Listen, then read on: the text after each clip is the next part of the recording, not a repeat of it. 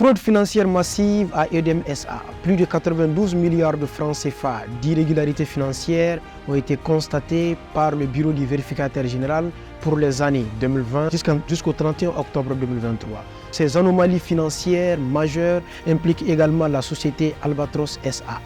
Albatros SA est une entreprise énergétique privée indépendante construite dans la première région du Mali, c'est-à-dire à Kaï. C'est le premier projet de production d'énergie indépendant au Mali à alimenter les réseaux électriques nationaux.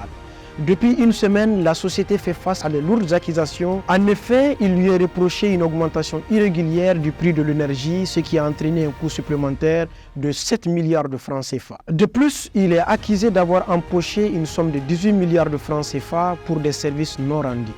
Pour éclaircir la situation, le directeur de la société s'est adressé à la presse pour expliciter les clauses du contrat qui lie l'État malien à la société Albatros. Il a mis en avant les ajustements qui ont eu lieu lors de la mise en place du projet, notamment l'installation d'une nouvelle centrale au lieu d'une ancienne, ce qui a augmenté la capacité de production de 50 à 90 MW. Cet ajustement a logiquement influé sur le prix unitaire de production de l'énergie, provoquant ainsi un coût supplémentaire de 7 milliards qui a été constaté par le Bureau du vérificateur général. Concernant les 18 milliards de francs CFA payés pour l'énergie non produite, le directeur a explicité que cela se trouve dans la justification même du principe du contrat, le take or pay.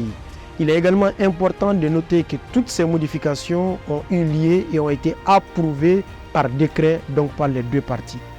En conclusion, certaines interrogations subsistent encore, notamment la méthode même utilisée par le Bureau du vérificateur général consiste à publier un rapport qui peut, dans certains cas, ternir l'image de certaines entités économiques, alors que ces entités n'ont peut-être pas donné leur version des faits.